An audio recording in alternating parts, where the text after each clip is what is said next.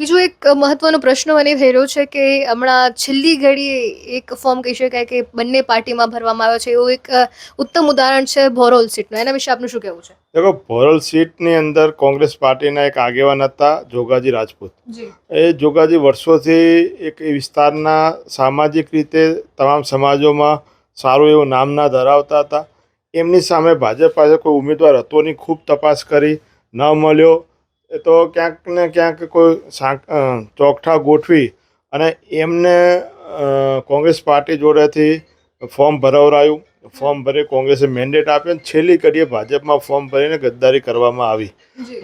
ભાજપ પાસે આગેવાનોની અછત છે ત્યારે જ કોંગ્રેસના આગેવાનોને લઈ જવા પડે. નકા આ 30 વર્ષથી ભાજપની ડબલ એન્જિનની સરકાર છે છતાં એમને ઉમેદવાર ના મળે, કોંગ્રેસ પાર્ટીના ઉમેદવારને લઈ જવા પડે. અને આજે લોકશાહીની પરંપરાની હત્યા કરવામાં આવી કહી શકાય.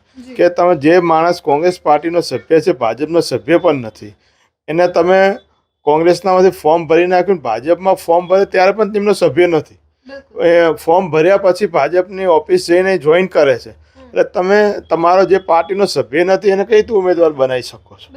તો ભાજપના લોકોએ શું કરવાનું? માત્ર કોંગ્રેસના આગેવાનો આવે અને એના માટે વ્યવસ્થાઓ કરવાની, ખુરશીઓ સાફ કરવાની. આના સિવાય ભાજપ પાસે કોઈ એ ભોરલ જિલ્લા પંચાયતના હું તો ભાજપના આગેવાનો ઉપર દયા આવે છે મને કે એમનું શું? એમને 3 વર્ષ 4 વર્ષથી મહેનત કરતા અમારો વારો આવશે રાહ જોઈને બેઠા હતા, ચાપલુસી કરી કરીને મરી જતા હતા.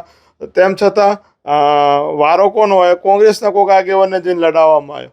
તો એ ભાજપવાળા ઉપર મને તો દયા આવે છે કે આ કઈ રીતે એમનું ભાજપવાળાનું અપમાન છે, અમારું નહીં. ભાજપના લોકોને કોઈ એમને પાસે કોઈ કાર્યકર્તા જ નહોતો જે કોંગ્રેસ પાર્ટીના આગેવાનને ત્યાં જઈને ચૂંટણી લડાવવી પડી રહી છે.